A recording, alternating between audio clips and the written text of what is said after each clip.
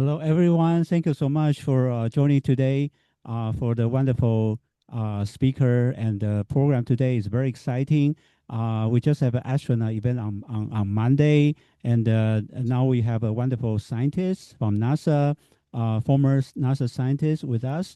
Um, so you will have a wonderful experience today, and you can ask questions. Just some note during the um, presentation, if the speaker feel okay, you can ask question, but we'll try to make sure that the speaker can finish the presentation in time. But during the process, you are welcome to click raise hand on Zoom. Then we can enable your mic. Then you can speak out, have an interactive question session. But we can see how it goes. But most of the question will be leading toward the end. So the other thing is, if you type in Q&A or chat, that is fine. But you probably want to remind us because we sometimes may not see it right away. And actually, we highly encourage you to speak out your question unless your mic has some problem. Then the other thing is, let's see, that's a quick question. And the other thing is, if you are a member and you haven't renewed a membership, please consider doing that. If you're not a member, please, think about it. If any question, please let us know. Okay, so today we have a wonderful speaker, Dr. Kuznets.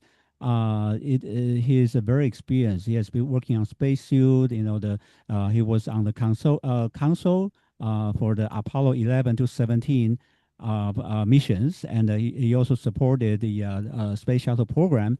And he is very knowledgeable. He also supported the STEM education. He also involved with a project called the Planet Protect. Now you can see in the bio, and he got 8 patents. Many publications. He was from Columbia University and also the UC Berkeley, so very highly educated.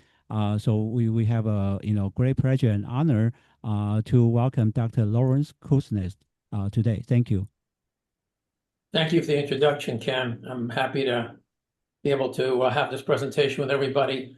As Ken said, I've done a lot of things at NASA in many different fields, and I have quite a few personal contacts with guys like Buzz Aldrin, Neil Armstrong, Jack Schmitt, and et cetera. And the reason I'm bringing this slide up is because it's important for those watching to understand that what you hear is a primary source.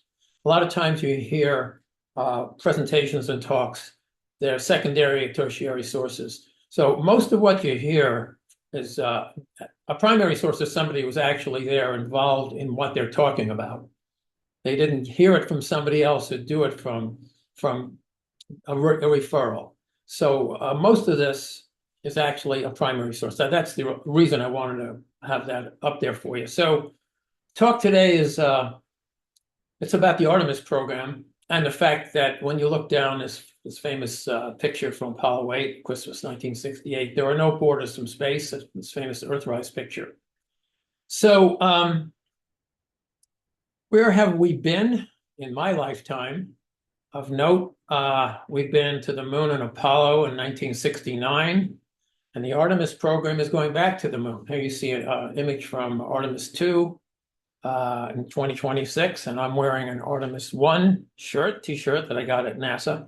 So here's the contrast that's important to understand. Where have we been and where are we going? So where we're going in the Artemis program is we're going to the lunar South Pole, to a place called Shackleton Crater or nearby. And you see in the left-hand image what that looks like in the South Pole, and you see what the terrain looks like.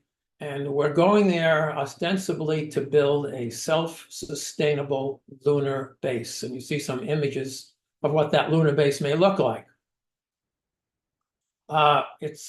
I'd like to compare the two programs, Apollo and Artemis. So you see a direct design reference mission trajectory for Apollo was lunar orbit rendezvous, and most people have seen this kind of figure 8 direct translunar injection image.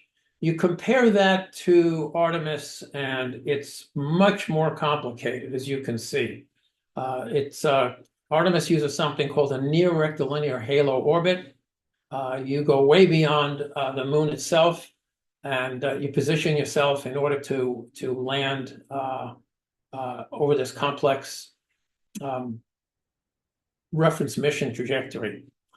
So the destination on Apollo was the near side of the moon, and we landed 6 times on the near side. You see those destinations highlighted in the left image. That's not the case. We're going to one place in Artemis. It's the lunar South Pole, as you saw earlier. The topography in Apollo was mostly benign. It was plains and ridges, some small, I wouldn't call them mountains really, but characterizing all the missions, they were benign, as opposed to where we're going in the lunar South Pole. It is a hazardous area, and there are craters all around, and the intent is to go into one of those craters, ultimately. So now I'd like to show you some comparisons of these two programs. So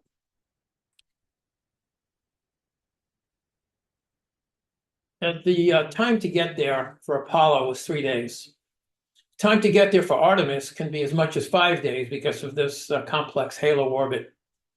Crew size in Apollo was 3. Crew size in Artemis will be 3 to 6.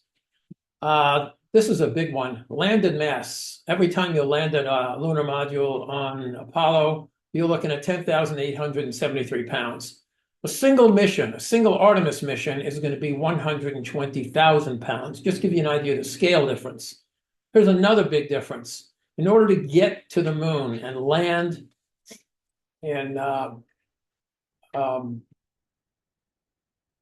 any of the 6 landing sites, it did not require any refueling whatsoever. Once you launched the Saturn V and went in a translunar injection, there was no other fueling required. In order to land equipment and people in the Shackleton crater, lunar South Pole, it's going to take 17 refuels. Now, the numbers battle about. Some say 15, some say 16, but 17 is a number I've heard a lot. Let's talk about some other things. Stay time.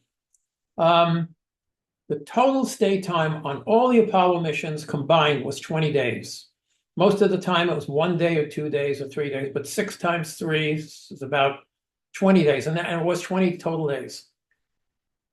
Artemis, it will be months to years. We're building a lunar base, permanently stable lunar base. Because the time on Apollo was short, the exposure to radiation is low.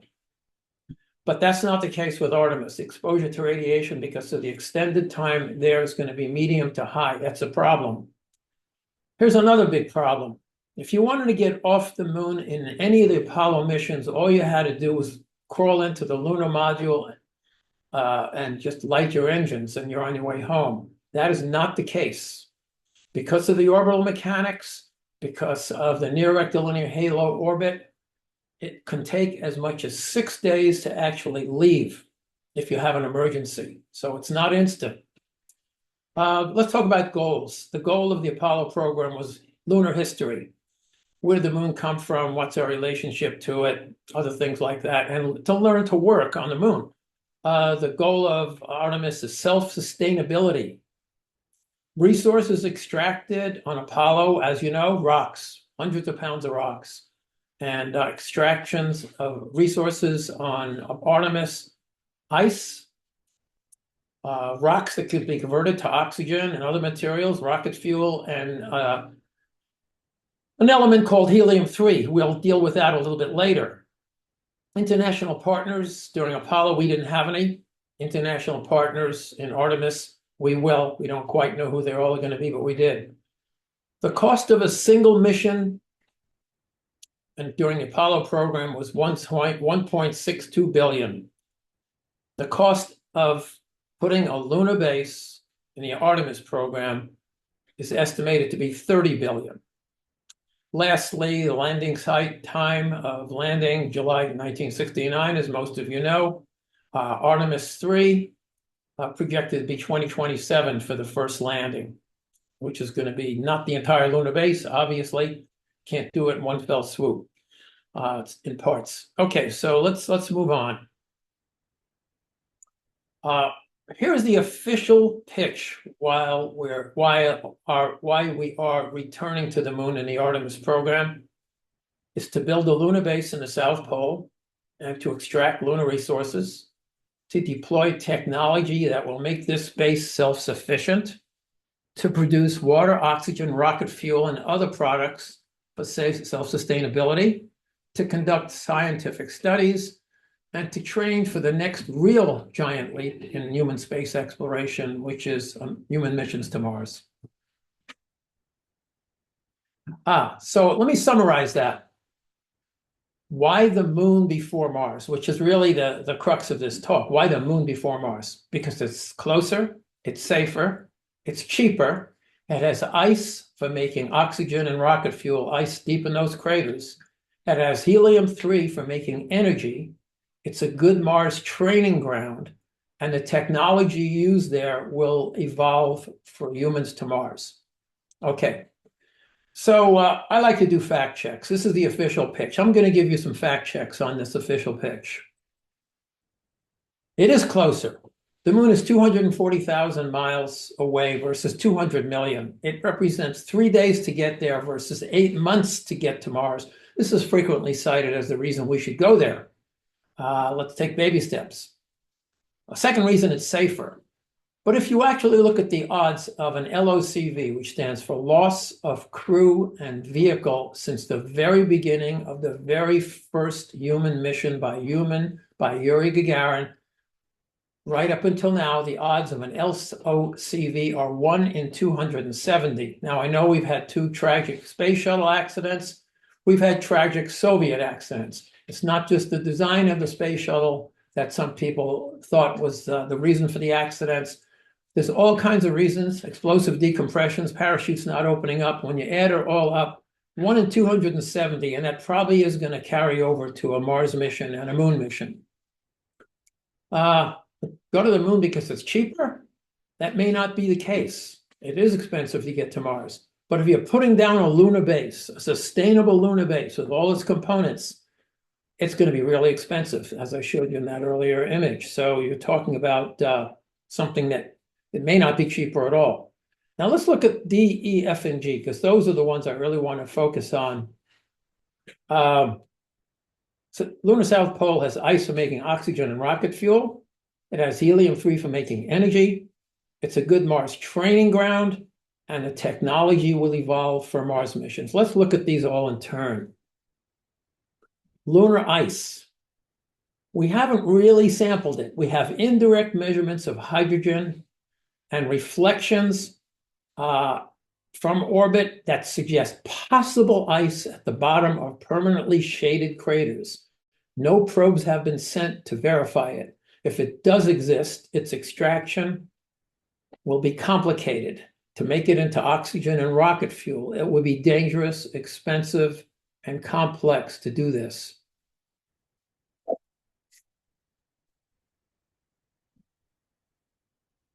Let me go back here, sorry. Helium-3, the next one. Helium-3 is a rare isotope of helium used in medicine, homeland security, and it's a potential fuel for fusion reactions. Its extraction and conversion to a useful energy source will be a monumental challenge. And again, its existence has never been verified by robotic probes that went to the moon to sample it, especially in the area we're talking about. Next, the moon's a good Mars training ground, that's frequently mentioned, but if you actually compare the moon to low Earth orbit, to Mars, to Antarctica in terms of gravity, pressure, atmosphere, temperature minimum, temperature maximum, the ability to utilize convection, evaporation, heat transfer, the ability to grow crops, the percentage of sun reaching these areas, the day-night cycle, the weather, the radiation, all of these things, when you compare them, the inevitable conclusion is then Antarctica is a faster, cheaper, and a more highly relevant training ground for Mars. It's closer to Mars than the moon is. Let me fix that for you. Yeah. Yeah, okay.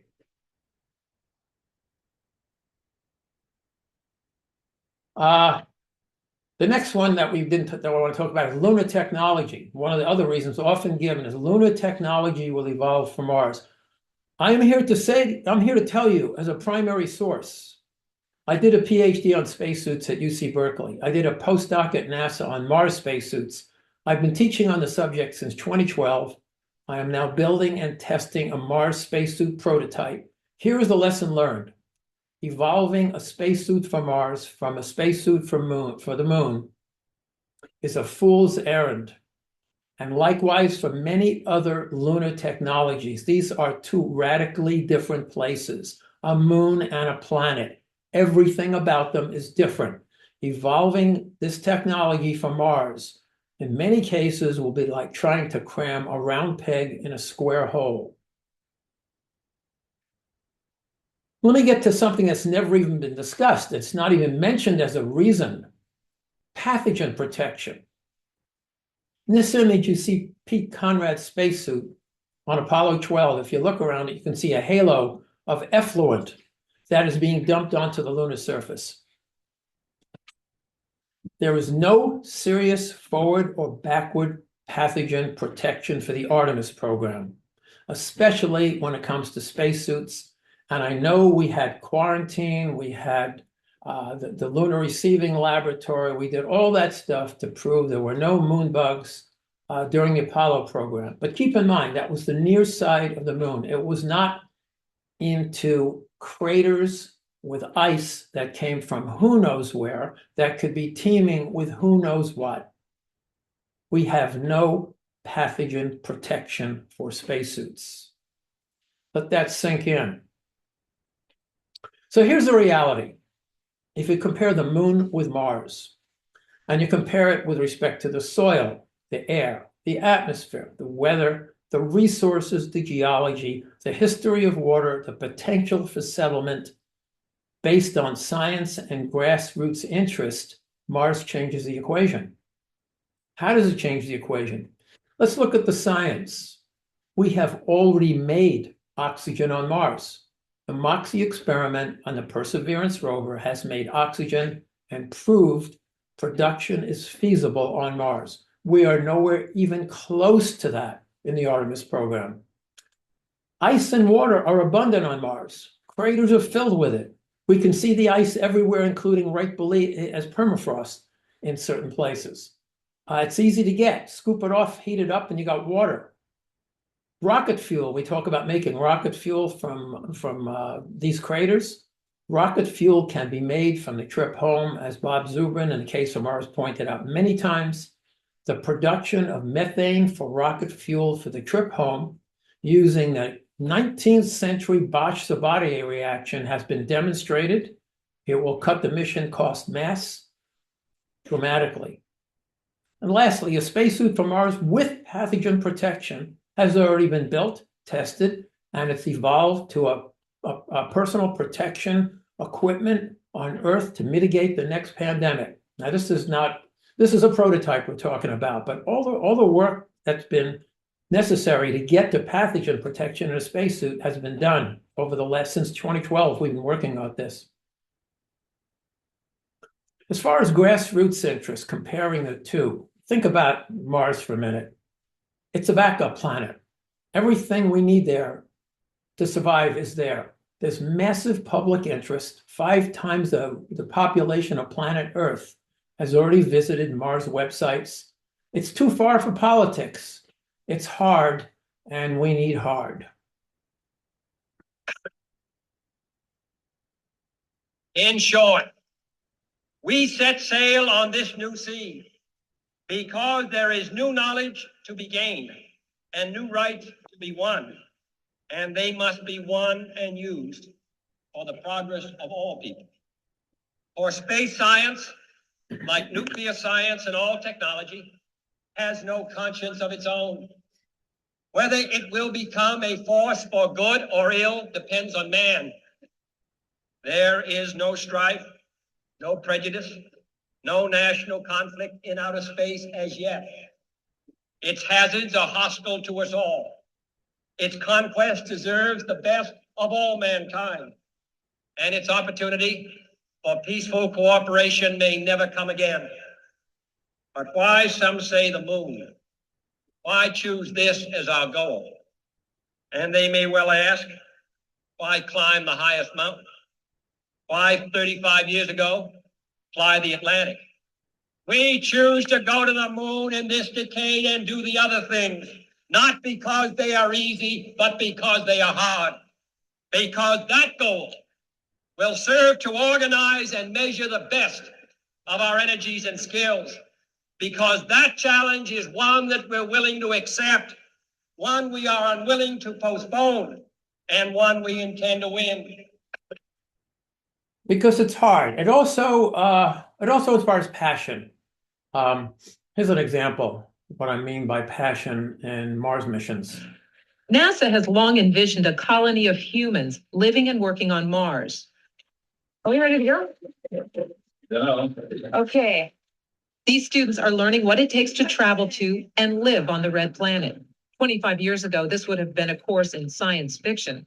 Now, undergraduates majoring in everything from political science, astrophysics, computer science, engineering, astronomy, molecular biology have come together for this class at the University of California, Berkeley. Okay, we went down like this. Students share a passion. I Great. think my generation should go for sure. I've always wanted to be an astronaut since I was really little. And I, for one, would love to see humans go to Mars.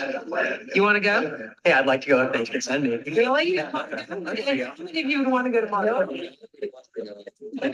Good to know now. So if this is all true, if everything I've said to you is true, why are we going to the moon first or at all? Think about it. Think about it hard, because we're about to change gears. Everything that you're going to hear from now on is food for thought. I'm not actually saying we should or shouldn't do anything. I'm just throwing numbers at you, okay? So think about what you're about to see. Inconvenient truth number one. We are in a new space race. The old one was Apollo, and we beat the Russians. The new one is Artemis. Is it going to be to explore, to set up a self-sustainable lunar base, or to beat China? Inconvenient truth number two. Who's going to drive the rocket ship? The billionaires, NASA, or the military? Here's some comparisons between SpaceX, Blue Origin, NASA, and the military. Blue Origin and SpaceX have 35,000 employees total, roughly. NASA has about 18,000. The military has 3 million. The structure of SpaceX and Blue Origin, they're vertical corporations, meaning pretty much they can do what they want. They're not subject to delays and schedules and politics as much as the federal government or the military. So efficiency in a private corporation is a lot higher than it is with the government, as you can see, low. And the percent of federal spending, we don't know how much they actually spend in SpaceX of their own money. They do get NASA money, they do get government money. That's seed money, but right now there is, if I showed you the number of launches a year that SpaceX does, it's like mind-blowing, right? Like almost one every couple of days. Hundreds. NASA has about a half a penny on the tax dollar. Military budget is 22%, which means 22% of every dollar we spend on everything goes to the military in one form or another, to the tune of $1.5 trillion, as opposed to NASA's 18 billion. Again, I don't know how much the billionaires spend. As far as the rocket ships, you're taking a look on the left-hand image of Starship, which is the way SpaceX intends to get either to the moon or to Mars, versus the Space Launch System, which we've actually launched twice and is the card-carrying way to get to the moon initially for Artemis 3 and 4. Look at the difference between these two. Starship is reusable. The goal is to make it fully reusable. Space Launch System, despite the fact that it is using space shuttle main engines that were reusable and are like pearls of technology, but they're dropped into the Atlantic with every mission. Some of the engines on Artemis 2 and Artemis 3 came from the space shuttle. They will be dropped into the Atlantic. Cost per launch, target 100 million for Starship launch versus 3 billion for a SLS, Space Launch System. It took 8 years to develop Starship. It took 15 years to develop a Space Launch System. Projected flights for year are Starship. When it finally gets operational, 20. It may not hit 20, maybe it'll hit 10. We don't know, but we know Elon is sending them up as fast as he can. 1 or 2 flights of the Space Launch System are projected per year. Both are capable of getting to the moon and Mars, and both are going to require a lot of refuels to get either to the moon or to Mars. A lot of refuels in space, something we have never done and have never demonstrated. Inconvenient truth number 3. The same contractors that build spaceships build war machines. Congressmen and senators have a vested interest in protecting the jobs of those contractors in their home states for re-election. This leads to red-blue state conflict and protecting U.S. interests overseas. This leads to Russia-China conflict. Ask yourself, are we returning to the moon to pave the way to Mars? Or is it an excuse to beat the Chinese like we beat the Russians and never go to Mars? Again, this is all food for thought. Don't come at me and say, hey, you said this. This is food for thought, right? This is not food for thought. President Eisenhower warned us about this in 1961 when he said, beware the military-industrial complex. He said a lot more than that. In a speech that April, this is what he said. Every gun made, every warship launched, every rocket fired is a theft from those who are hungry and cold. The world in arms is not spending money alone. It is spending the sweat of its labor, the genius of its scientists, the hopes of its children. The cost of one modern bomber in 1961 is a modern brick school in 30 cities. It's the electric power plants, 2 of them, serving a town of 60,000. It is 2 fully equipped hospitals. It is 50 miles of concrete highway. A single jet fighter in 1961 cost 500,000 bushels of wheat. A single destroyer could build new homes that will house 8,000. And he finished it off with, this is not a way of life in any truth. It's humanity hanging from a cross. This from a person who was a supreme commander of the Allied forces in Europe, planned and launched the decisive campaigns in North Africa and Normandy that changed the course of World War II, was the 34th president of the United States and the 13th president of Columbia University. This was somebody who had seen it all. And this is what he said. That was in 1961 dollars. We've had 16 presidents and 3,000 congressmen since then who've ignored Eisenhower's warning. You are looking at the consequence of how this has happened since 1961 up through 2024. Well, this is just a graph. This is the real consequences right here. 7 wars, $56 trillion spent, 4 million people killed, no borders changed. The cost of global security commitments comes at the expense of healthcare, failing infrastructure, K through 12 education, NASA, and the future of space exploration. Why do we go along with it? How have we allowed this to happen? I mean, I've allowed it to happen. I didn't even think about this until about a year ago when this suddenly hit me like a ton of bricks. What have we been doing? Is it because we're brainwashed starting early when we learn to salute the flag? The flag and the Pledge of Allegiance were born as a celebration of our independence from Britain, a symbol of unity. not a mandate for military engagement at the expense of our own people. The national anthem.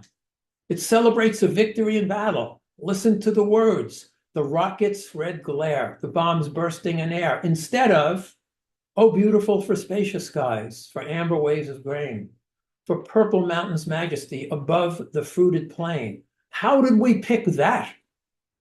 And how did we learn to view every rival from Russia to China to the opposing side of the aisle as an enemy to defeat? Or possibly when patriotism became tribalism. We've all seen this one. Marines are made for this. Made for the calling only warriors can answer. Made from an unshakable belief in our nation and the strength that comes from the determination to win together. But you have to earn your place among us. Because you don't join the Marines. You become one. Marine. Or how about when we assume too much about our veterans? Please stop thanking me and veterans like me for our service. What you might not realize is that every time you say it, you could be unintentionally yanking us back to the moments we fight so desperately to leave behind. It's a familiar moment for many of us veterans. We see your approach, maybe in the grocery store, maybe at the park. There's a slight pause, a look in your eyes that says you recognize something. And then the words come almost predictably. Thank you for your service. As a disabled veteran myself, I understand the intent behind those words. You want to acknowledge our sacrifice, our patriotism, or far too many of us, those 5 simple words don't land as kindness. At a minimum, they're uncomfortable or... Hey, it's easy to complain. That's what seems like I've been doing here, right? I've listed all these things. What is your solution? No point in complaining something unless you've got a solution. We all have ideas how to change all this, right? Let's start with the DoD. Department of Defense employs 3 million military and civilian personnel. Every 2 weeks, each one of them fills out a timesheet, charging their hours to a code that knowingly or unknowingly is tied to the planning, execution, or administration and building of war machines. What if we changed the code? Here's the code. Defense Operations Support Timesheet. Look at the code on the left. For 2 weeks worth of work, each day, 8 hours spent on WAR 241, 8 hours spent on SUR 310, surveillance operation, weapons, target analysis. How difficult would it be to change those codes? Code 8, climate resilience systems. Next 8 hours, medical infrastructure. Next one, pandemic prevention. Next one, Mars habitation systems. Next one, food production. Change the codes. Don't change the people. Don't change the buildings. Change the codes. These are smart people. They could transition in the same building, in the same seat, to climate, healthcare, and survival. Easy. Oh, by the way, in case you think this is leaving us vulnerable, of course, you have to have a charge code for IBM silo support. You need to have a charge code for nuclear submarine support because you want nuclear submarines making sure that nobody's going to do anything crazy, just like the silos underground. Nobody's going to attack us. We can blow up the world 100 times. Who's crazy enough to try to do that? So yes, have a code for that. How about another solution?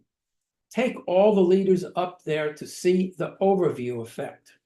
So here's an astronaut on the right-hand side, Ron Goran, looking down on planet Earth from the ISS after 178 days in space. This is what he said. Every inhabitant is a critical crew member of planet Earth. The economy exists within society. Society exists within the biosphere. On the ground, it's us versus them. But from space, it's clear there's only us.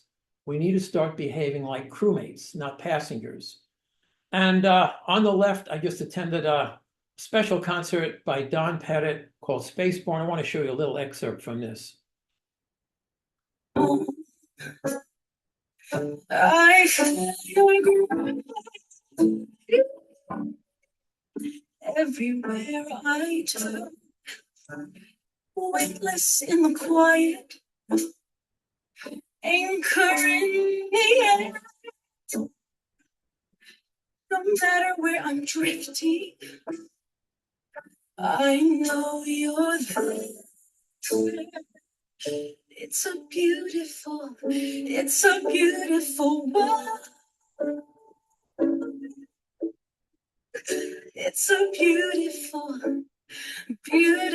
world.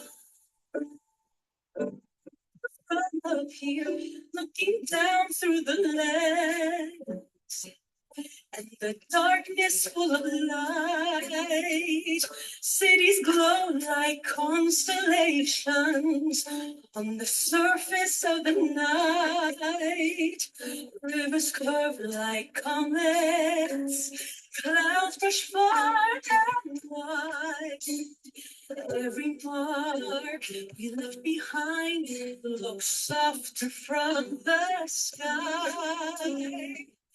Up above the weather, every storm aside, lightning flashes in silence, lighting what I left behind. I see the flowing, I've seen where we've been. Small, still turning, a billion dreams within. It's a beautiful world. It's a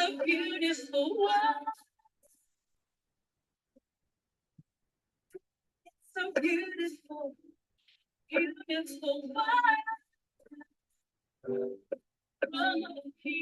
It's so beautiful.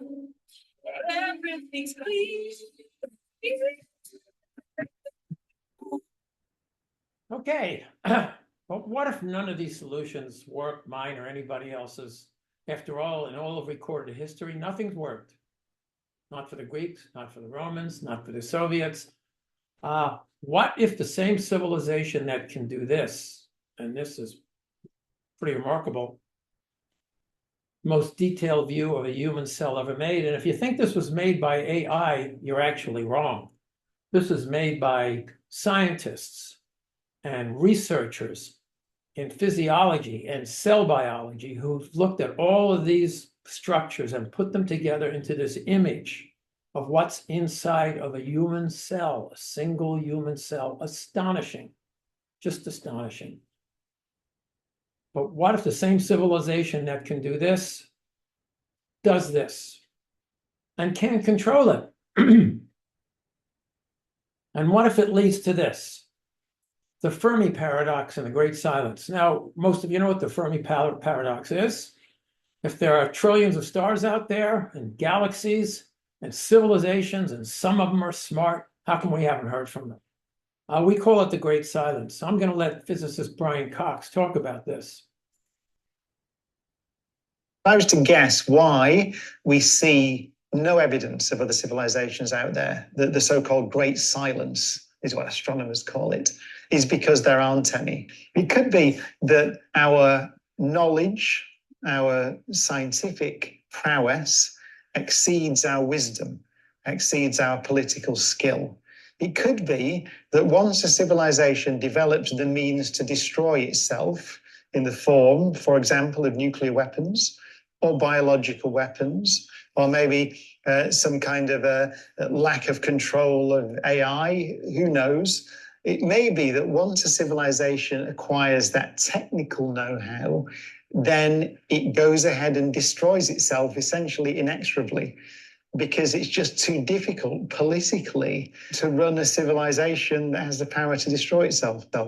If you look back through our recent history, there have been several occasions that we know about, that I know about, and you know about, where we came very close to destroying ourselves, or at least setting us back to the Stone Age, basically. The Cuban Missile Crisis, well-documented events in the 1980s, for example, where there could have been nuclear launches and weren't. And I'm sure there are many others that we don't know about. There's the challenge of climate change. We're completely incapable of coming together at the moment as a global civilization to address that challenge, that could set our civilization back. Biological weapons, the threat of AI, we seem to be completely incapable of regulating those threats. So it might just be almost a law of nature. Things like us, right? Things that can build an industrial civilization are just inherently too stupid. Too stupid. I was to Which leads us back to Mars. Why should we go there first? Backup insurance, too far away to politicize, maybe for another 100,000 years. Who knows how long it would take to get Mars to the same precipice we're at now. We know how to live there. We know how to do it. Most importantly, the clock is ticking. Of course, it will be hard. There'll be risks, 10% more cancer risk. Gravity's different, 38%. Loss of crew and vehicle, 1 in 270, like we said before. Isolation, pathogens, other unknowns. And we've got the challenge of engineering the impossible. We've done these things, the Sabatier-Bosch reaction, making oxygen, dealing with the radiation, dealing with pathogens. There are acceptable risks that NASA is willing, that we are willing to take.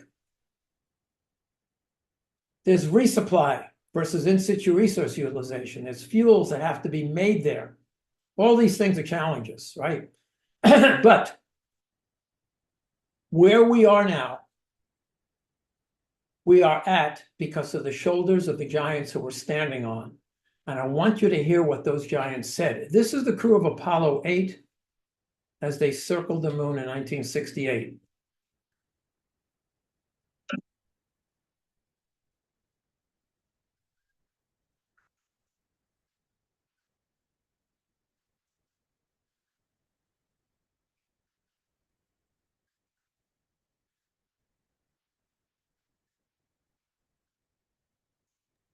No sound. Dr. Kusnet, no sound.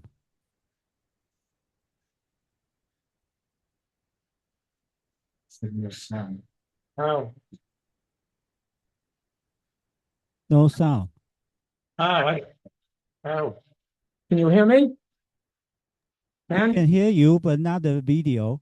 Can't hear the video. I'll read it to you. I'll read it to you. Let me back it up a little bit. But you should be able to see the. Can you see the words? We Can you can. see the subtitles? The caption is too small. I'll read it. I'll read it. The moon is a vast, lonely, forbidding type existence. An expansive nothing. It looks like clouds, a pumice stone. Certainly would not be a very inviting place to live or to work. My job is to make sure this may. Not an inviting place to live or to work. How about Neil Armstrong? Later in his career, he spoke of landing on the moon in 1969 versus going to Mars today. Today was probably 25 years ago. The challenge then was greater than it is now, and it was accomplished in less than a decade. And Neil isn't the only one who thought we should go directly to Mars. Buzz Aldrin, as many of you know, Jack Schmitt, many of the giants who got us here. So, humans to Mars is about changing to an interplanetary civilization before we have no civilization at all. Can you see the difference? I have the UN flag in the left instead of an American flag. That's how it really ought to be. And then look at the two images from Apollo 17 and Artemis 2 in 2026. Using the best technology of each era, seems like there's a haze. Seems like Apollo Artemis 2 does not look as crisp and clear, does it? Now, could be a lot of reasons for that. One reason could be what it actually looks like, smog. Not saying, but there's a difference, right? We may not be the only ones out there that this has happened to. So let's fast forward a billion years from now in a galaxy far, far away.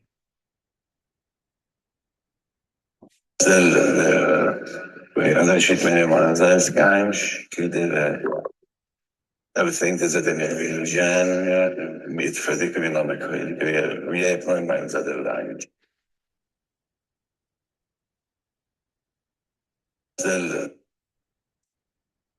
So the last thing I want to show, take-home lesson. 54 years ago, I was on console for Apollo 17. I was looking forward to Apollos 18, 19, and 20. The Saturn V's for Apollos 18, 19, and 20 had already been built. They were ready. There were 400,000 of us. We were excited about humans to Mars. We'd been planning it. The plans were to get there by the end of the 1980s. All that's left of that dream are the 3 Saturn V's. You can see them in 3 museums. Vietnam was the reason then. What's going to be the reason today why we do not go to Mars? And I'm happy to take any questions. I know there's a lot there, probably not the talk you really thought you were going to get, but hey, let me unscreen, share, and there you go. With me, Ken, or did you disappear? Oh, yeah, because I didn't turn on the camera. Okay. So we have a question here. Yeah. Could you state your name? My name is Jean. So I have a question about the refuel that you just mentioned. How many refuels are needed from the Earth to the moon? Do you know? The numbers have been bandied about anywhere between 15 and 17. Now, if I can explain to you why. Because the Space Launch System and the Starship are mostly fuel. And when they get into low Earth orbit, before they go to the moon or to Mars, that fuel is gone. So they've reached Earth orbit. They don't have any fuel left to go anywhere. So now you've got to send up another Starship to refuel them, to put fuel back in them, right? So, but you can't put all the fuel back in them with one launch because you've used up the fuel of that rocket to get to the first Starship. So you can only fill a little bit of it. So then you send another to fill it some more and another to fill it some more. Now you're looking at 15 to 70 refuelings to do this. Oh, cool. Thank you. So I have another question also about the refuel. Why doesn't Saturn V require any refuel? Because Saturn V was landing 10,000 pounds, not 120,000 pounds. Oh. Saturn V was just going to the near side of the moon the design reference mission was a lunar orbit rendezvous. It was straightforward. This is not straightforward. If you look at the architecture, one looks simple and one looks complicated. You don't have to be an engineer or scientist to look at the difference between the two architectures that are planned.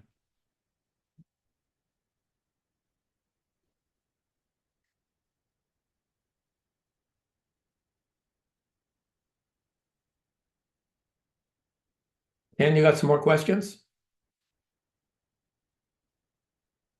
Hello, Ken? Can you hear me okay? Yeah, I hear you. Okay, I think there's a question in Q&A. Yeah, sure. Oh, did you see? You want me to go to the Q&A? Yeah. While we're waiting for other people to come up with their question. What would an original Apollo cost be in today's dollars? I think those numbers that I gave you, I can't even really answer that. I'd have to look that up. Not cheap. I should know that actually, but anyway, let me look it up. Hello? Hello? Hello? Yes, hi. Hi, my name's Adrian. And up front, I'd like to say that I'm in complete full agreement with just about anything you've said today. But I still would kind of like to address, I guess, the salient facts. For one, why do we even have rockets today? And you go back to our national anthem. the rocket's red glare. Yeah. Interesting. Who designed and built the Saturn V? How did that person gain the experience to build that marvelous machine? I think that's a good question, right? You want the And answer? so, You know the answer, or do you want the answer? well, I know the answer. I'm being rhetorical here, but Okay. you can respond to it. And so my main point is just about any significant, not all, but a lot of significant technological discoveries, developments have been developed or invented due to one primary sort of motivating factor. I'm saying, for example, radar. Uh, Great advances in aviation. All these have been sort of pushed forward by one sort of underlying principle. And so I don't know. Again, I'm being rhetorical, but you can probably address the question. I think you know where I'm coming from there. So I don't know Yeah. if you'd like to address it. Yeah, I would. The facts as I know them in my life, because I'm a scientist, I've been involved with different sciences. Believe it or not, most breakthroughs are by accident. People have a goal. I have a whole presentation on this. Where did the vaccines come from? Where do the fillings that right now the fillings that crowns, the epoxy for crowns came from the tiles on the space shuttle, bonding, miniaturization. All of this comes from, you use the word, I use the word capitalism. If there is an incentive, if there is something that needs to be invented, where'd the car come from? Didn't come from war, didn't come from, all this stuff. Where'd the Industrial Revolution came from? All of this comes from a need and really smart people who figure out, hey, I can do better than that. That's the simple answer. That's the answer I'd give. Well, I was trying to address. I mean, maybe some of the basic discoveries have been made sort of either accidentally or just through pure inventiveness. But a lot of the advances that have been pushed forward, and of course I'm talking to Dr. Werner von Braun. Yeah, of course. And of And course, so it's obvious what I was referring to. yes, let me fill you in. Let me fill you in. Nuclear power. Nuclear power. How the initial discovery. I myself have a PhD in molecular biology, so I'm also a scientist. You showed a picture of the cell, and I can address that. That's sort of representative. That's not exactly how it looks, but it's kind of a sort of idealized representation of the cell. So I can address that. It's not inaccurate, but it's sort of idealized, which is very dramatic in terms of the sort of visual sort of impression. But so again, atomic power. How did that arrive? The initial discoveries were all purely done by scientists just doing pure research.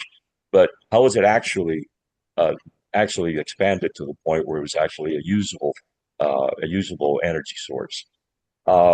Anyway, the point I'm trying to address, a lot of these motivate all the way going back to early development in physics and so forth. A lot of things that were developed due to the incentives of power. So that almost seems to be like an end built-in sort of motivational factor to advance a lot of these technologies to a point where they're either practical or usable. And so that's kind of the point that I was trying to address. Although I'm in full agreement with everything you've said, but I just see that as a sort of a counterintuitive sort of effect as to how these technologies are expanded and developed. So, Adrian, if you're right, then that gets back to the great silence, doesn't it? And that's exactly what I'm addressing. So it almost seems like a built-in sort of a self-destructive type of motivational force to expand technology and industrial civilization. So it seems ironic, and I'm in full agreement with you. These things should be done on just a purely altruistic and intellectual level, and not motivated by annihilating each other. So I'm in full agreement with you. Believe me, but I'm just seeing this as an irony that takes place. I couldn't agree more. Yeah, of course. Of course. We got another one, Ken? Thank you for that, Adrian. Sure, yeah, you're Denise. welcome. Thank you, Adrian. Denise online. Go ahead. Hello, I have a question regarding 2027 when we go to the moon. With the three parameters you said we do not know about, water, helium, and there was something else, I'm sorry.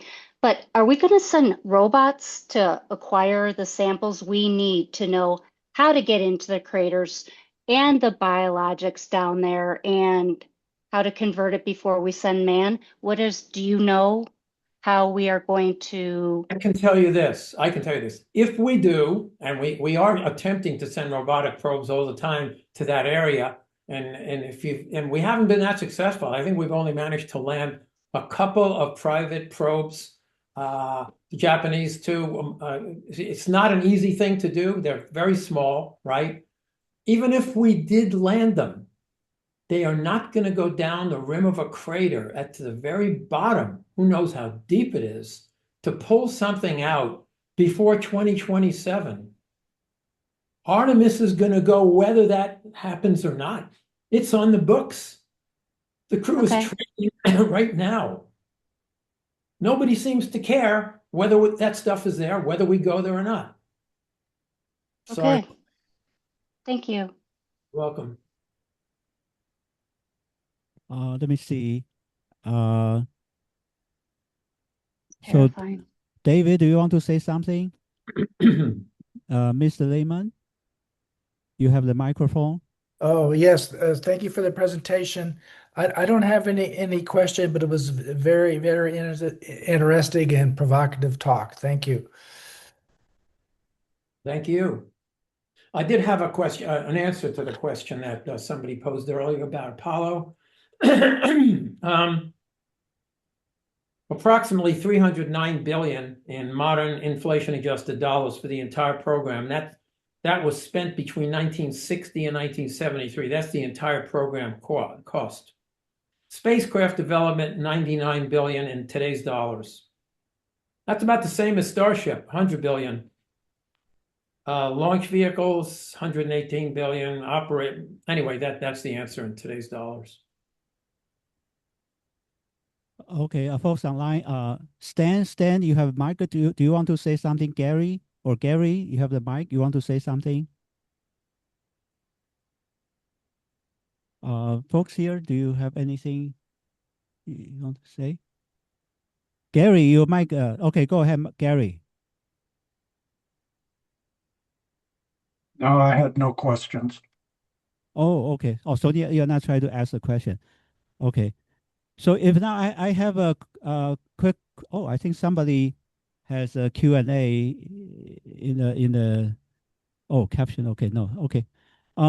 So Dr. Kuznets, right now we see this, your topic, the title of today's talk, you mentioned Artemis 2 and why not Mars? So could you give us, what's going on? You have Artemis 3, 4, 5. So is there any thinking in the leadership about going to Mars afterwards? Because, they keep talking about, the Artemis is related to Mars, but you don't see anything in plan yet.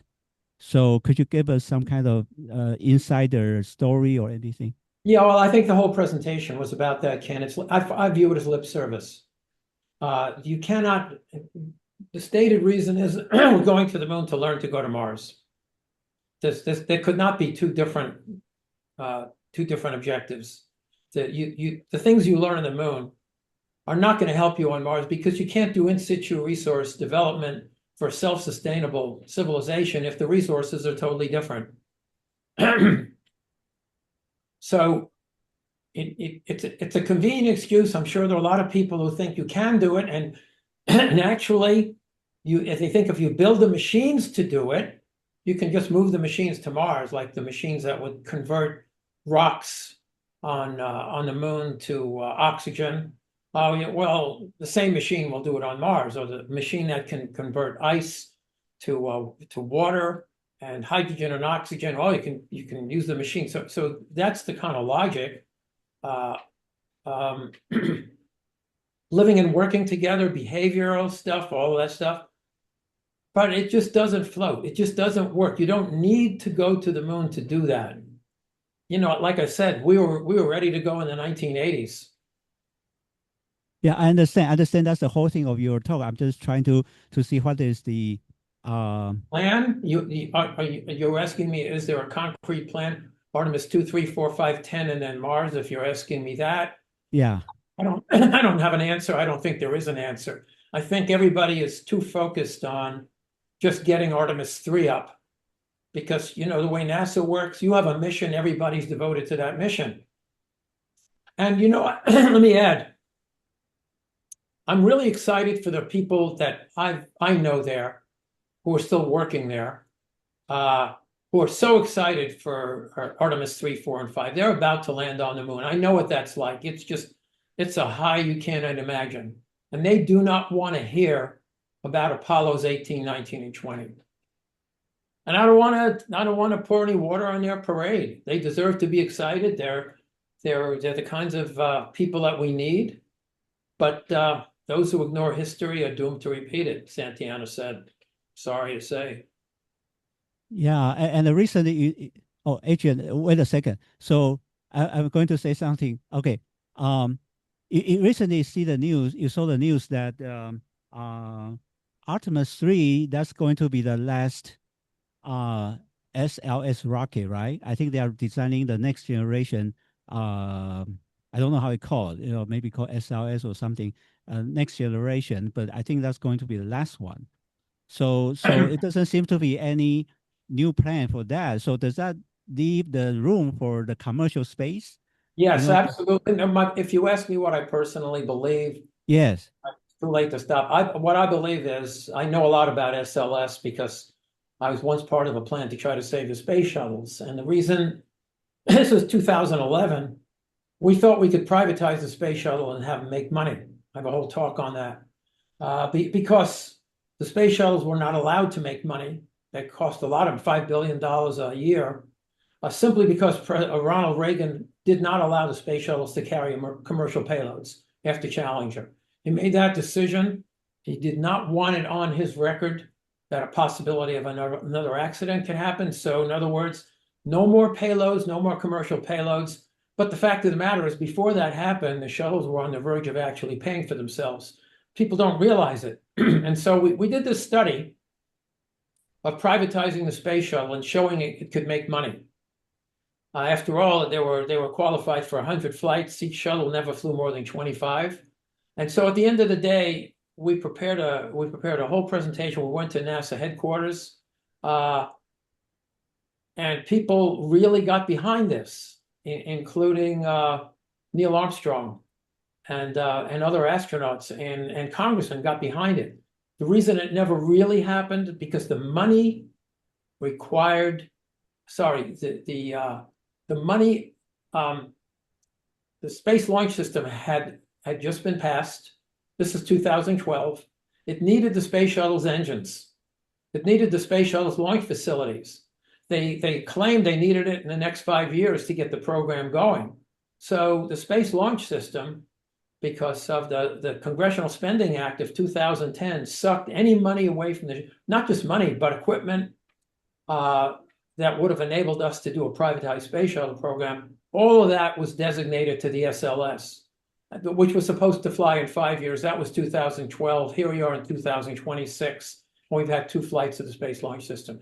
I personally believe they'll make some modifications to the Space Launch System, but Elon and SpaceX know all of this.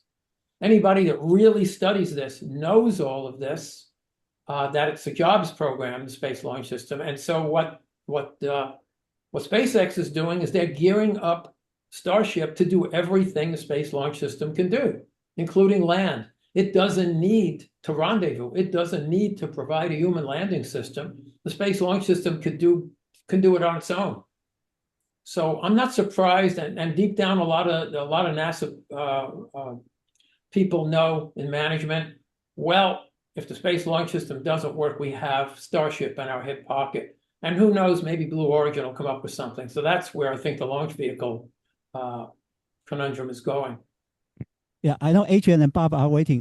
But since you mentioned Blue Origin and SpaceX, you also mentioned about the war, taking away the attention and resources.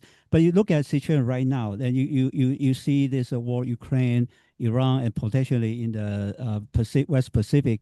But you also see this SpaceX, the IPO, is $1 billion, $1 trillion there. So it's kind of confusing, right now. it seems that, there is, as you see right now, after the last SLS, you're looking for Starship, but it sounds like people are waiting for the commercial space to grow and to have IPO in the stock market, while you're waiting, but waiting for something before you even have any plan to go to Mars. So I don't think there's any relationship. I think IPO and SpaceX is strictly capitalism. They're involved with a heck of a lot more than rocket ships. If you look at what SpaceX's involvement is, it runs the gamut. And if you actually look at what all the plans are for SpaceX, or actually for Elon, if you look at Tesla and you look at SpaceX and you look at Starship and you look at Starlink, and you look at the Boring Company, and you look at all of the components that SpaceX is involved with, automation, self-driving cars, every bit of it, it's a master plan for a Mars civilization. All those things are needed on Mars, and as we all know, that's what Elon's wanted to do from the get-go. He's maybe not saying it, but the reason people invest in SpaceX is because of capitalism. They've got all these companies. It's a good bet. They're involved in all these things. I bought some. And of course, it lost a bunch, went from 160 down to 110 to 115. I've got no doubt at all it's going to hit 400 or 500. Go out there and then buy some, guys. This is a space economy in so many different ways. Look at all the companies that want to get involved in little bits and pieces of it.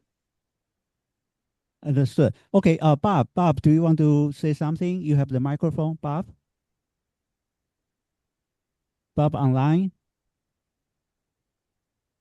Okay. If not, Adrian, I saw you raise hand again. Adrian. Yeah, okay. I just wanted to add a kind of a quick small note of optimism and to Dr. Cox's statements, to the general statement as to all civilizations that are advanced in technology will eliminate themselves. I think it's a bit too premature to be making sort of those type of statements. One of my side hobbies, I'm retired now, but one of my side hobbies now is radio astronomy, even though I'm originally molecular biology. But I'm interested in essentially exobiology and so forth, potential for other life forms to exist in the universe. And I'm also involved somewhat with SETI Institute. So they have a marvelous observatory in Northern California, the Allen Telescope Array, which specializes in extraterrestrial possible radio signals. And the fact is that we had most have looked at maybe a few tens of thousands of stars for potential radio signals. The only sort of reasonable way that we might other civilizations. Now we're getting with the Webb telescope that might be able to observe habitable planets and so forth. But still, the primary way that we might be able to detect technological civilization radio signals. So due to the vast distances and billions of stars in just our own galaxy that we have not even done or look at, it's very likely that there could possibly be other civilizations out there that we have no way of detecting it. Yes. So anyway, I just wanted to add that sort of small note of optimism that in order to say that all technological civilizations exterminate themselves, or might be a bit premature to say that. I appreciate that. What I did not say in this talk, because I didn't think there was time to say it, it would have gone down a whole other path, is what Brian Cox also said. What he said was the time that the first human cell, the first cell in existence came roughly 3.9 billion years ago, shortly after the formation of the Earth, and that it took nearly 4 billion years for that cell to become us. And most of that growth has taken place in the last 100 million years or so. And he said, what he said was interesting. He said the reason that happened, the reason we have developed from a single cell into who we are today is because Earth has been stable. It's been a stable planet in stable conditions for nearly 4 billion years. No outside influences, and that is extremely rare. So what he said also is that he really doesn't think there's anything else out there because of the time it's going to take for biological life, at least with our model. Of course, there are other models. You could come up with other models. Intelligence could be wisps, right? You can always say that.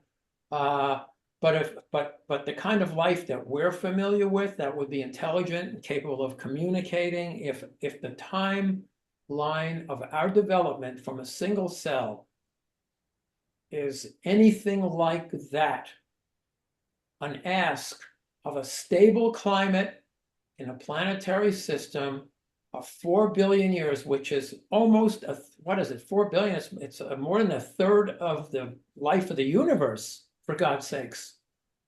We have been stable in this place for almost that long. He's saying he doesn't think that's possible. So, yeah. I'd like to respond to some of that. Well, you have to respond to Brian, not to me. I'm just telling you what he said. Well, let me tell you from what I know. First of all, the Earth has been stable. Do you know why the Earth has been stable for that many years? It's because of life. Why do we have an atmosphere with oxygen that has been stabilized? Because of life forms. That wasn't the original atmosphere on the Earth. Wait a second. I'm not talking about the Earth being stable in terms of its own atmosphere. I'm talking about meteorites. I'm talking about supernova. I'm talking about radiation. I'm talking about all the external things. Look what happened to the dinosaurs. That was a meteor strike that essentially wiped out. And we've had massive extinction events that have eliminated up to like 70–80% of life forms, and yet life has come back and has repopulated the Earth. We've had extinction events going back for hundreds of millions of years, but you're absolutely right. The first cell, which in biology we call LUCA, the last uniform cell that we can sort of trace back theoretically to, and that cell probably did arise somewhere around 3 point something billion years ago, maybe earlier than that. And there was, of course, some kind of metabolic systems that kind of resemble life. We have already begun to synthesize life. We've made synthetic genomes that have actually been inserted in life forms. And actually, there's recently studies where synthetic cells have been made. They're not fully alive, but they can self-divide and replicate genomic material, purely synthetic. So, life is not that unique. And as he said, it arose almost as soon as the Earth was able to support life. While there were still huge bombardments from meteors and a tremendous geologic activity and a very toxic atmosphere, it was already some type of life form.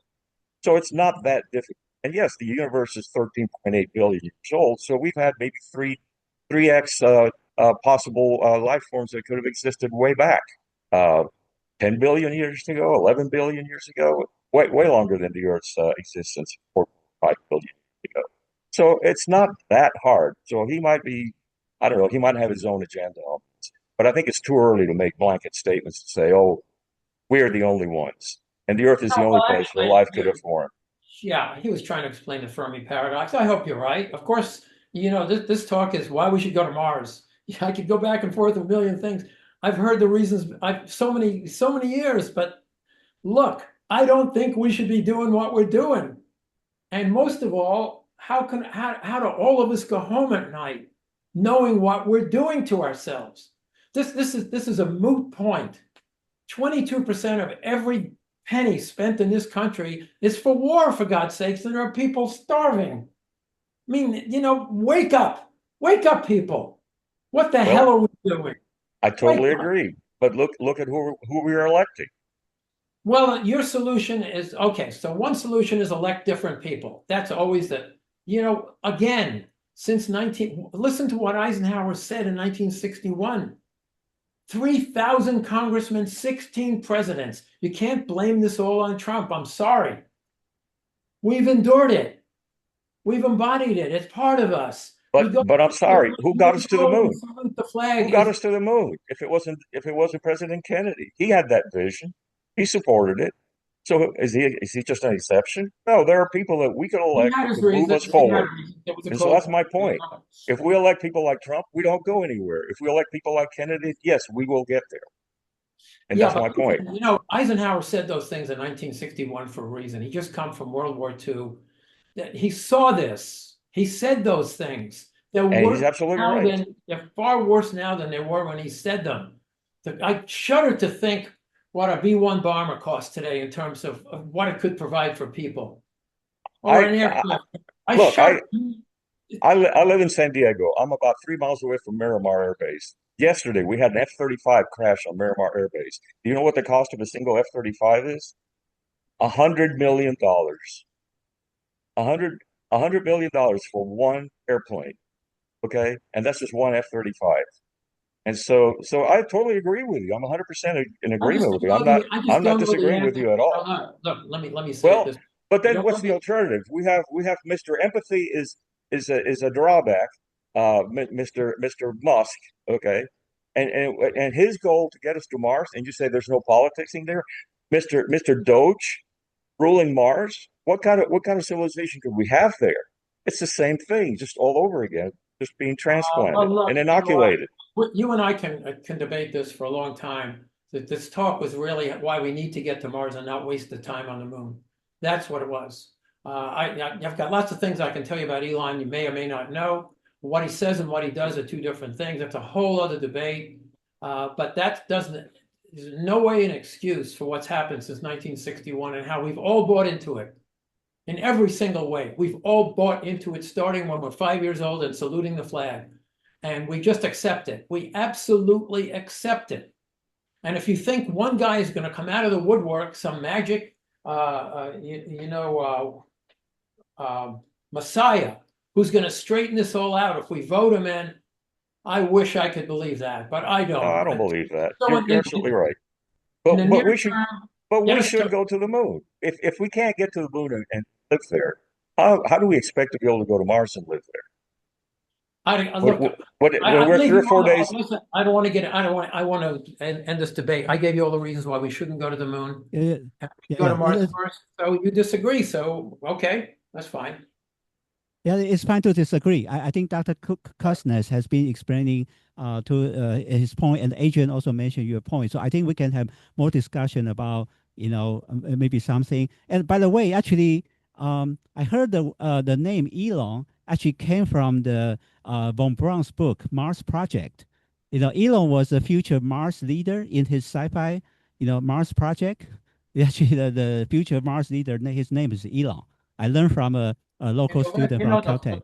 The last thing I'll say about this is that all of us, if you look back and things that we've said, I've said some pretty horrible things to some people and hurt people. There's not somebody, don't throw stones if you live in a glass house. You know what I mean? Like you can think of all the horrible things we've said, but when you look back at your life, it's what you've done. And there are precious few people out there who's improved the lives of people on Earth the way this guy has, regardless of what he says. So that's another debate altogether. But anyway, listen, I hope you all have a take-home story from this, and I really think we're being fed a line about why we should go to the moon. I'm sure we're going to go there. It's probably too late to stop. I'm really sorry, but at least I came to my senses. After all this time, I came to my senses. Doctor, I have one more question about the spacesuit. So you can see in the news, Axiom Space, all the other companies, they team up with the fashion company, Prada, Virgin Galactic. So do you think they are actually stay on the right track? Are those spacesuits going to be helpful for any future Mars mission? No, they don't. They can't work for Mars at all. Not even close. There's a recent article. I mean, you've seen my spacesuit, my Mars spacesuit talk. That's right. Got to cut 40% of the weight off. The life support systems don't work. There's no pathogen protection. If you fall down, you can't get. I mean, there's so many reasons. So they want you to believe they can. It's the same thing. They want you to believe that you can evolve a moon suit to a Mars suit, just like they want you to believe they can evolve lunar technology to Mars technology. I'm sorry. Do your fact check. It's not true. So there's nobody right now seriously looking into the spacesuit for Mars? Ken, this is what I do. This is No, what you, other than you, other than you, other I than don't you. think so. I mean, I did a postdoc on this, and I've been doing it since 2000. We're going to USC to present it. We presented it at the Mars Society. There's a limit to what you can do. We've Yeah, got and you also presented in our LA section, remember, a couple years ago? yeah. Yeah, And, yeah. I know that. Other than you, yeah, no, I don't know anybody because they're focused on money and the moon, and so I see. they also think they can make it work on Mars. A delusional theory. You can make this work on Mars. You know, we're surrounded by people that just spout stuff that just they don't even check at all. Nobody does fact checks. You're surrounded so much. People blame AI, but AI has got a hell of a lot more truth to it than the stuff that you hear on social media and people telling you. Government agencies telling you. It's pitiful. We're trapped constantly. That's why we're doing this whole Artemis program. We believe all that stuff. Those facts that are spouted, we believe it. The government tells it to you, you believe it. I don't want to believe it anymore. I used to puff my chest out and blah, blah, blah. I'm even wearing an Artemis t-shirt. I just don't, sorry, don't believe it anymore. Yeah, I think Bob has, Bob, do you want to say something? Bob, I think you type something in the text. You have the microphone. Let's see. Ask to unmute. Well, he makes some comment in the text. It doesn't seem to be wanting to speak. Yeah, you're right. Actually, for a couple of years, the Mars people, the effort for Mars has been, have a lot of attention. But I think starting last year or early this year, locally, we also hear some debate. The Moon people, now they have become very happy. But the Mars people seems to a bit concerned about the situation. Oh, Ken, they're happy because they got the money. Like I said in that one slide, the congressmen, the jobs programs, the contractors that build all that stuff. I mean, they're getting fed by this. They're staying in office by all of this, and it all feeds down to us versus them. And now beat the Chinese. This is can't go on. Can't repeat myself anymore. I've said what I've said. Yeah. So do you think that's also because the success of Artemis 1 and then 2, because they come back with some images, astronaut come back. There's a July 4th, they got astronaut Harrison Smith and the 4 Artemis astronaut in the national ceremony. So do you think that's kind of also the direct success and give you some kind of direct impact? Everybody's impressed and inspired by big rockets going off and success and looking at views from space. The one that video that I showed of the Don Pettit's singing and views from the overview effect, that's much more inspirational. And what about the class of all those kids saying they want to go to Mars? I mean, you can always pull somebody out of the woodwork and have them say something next to a big rocket and a flag. And I don't think in the long run it makes any difference. I think we're all brainwashed. It's simple. It's no other way around it. I think we're all brainwashed to respond to that kind of stuff. And we're living with the consequence. How can you possibly excuse everything else that we've said? How can anybody excuse 22% of everything that we spend is on defense and war machines? How do we go along with that when people just don't get it? I think Brian Cox is right. I mean, when I look at it and I look at it and say, what kind of species are we that allows this to happen? Just staggering. Yeah. So if I told every one of you, I'm going to take 20% of your paycheck right now. I'm going to go out there. I'm going to spend it on a giant bazooka. That's what I'm going to do. I'm give me your financials for the year, your salary. I'm docking you 20%. I'm going to use it to buy a bazooka. That's basically what's happening every day.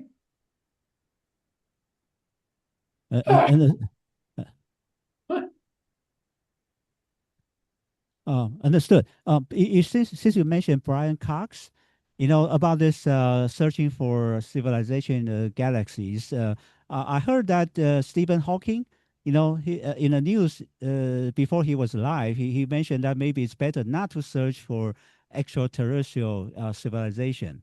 So what do you think? he didn't say not to search. He just said try not to communicate to them. Yeah, Don't let them something know like we that. exist. He didn't say don't search for them.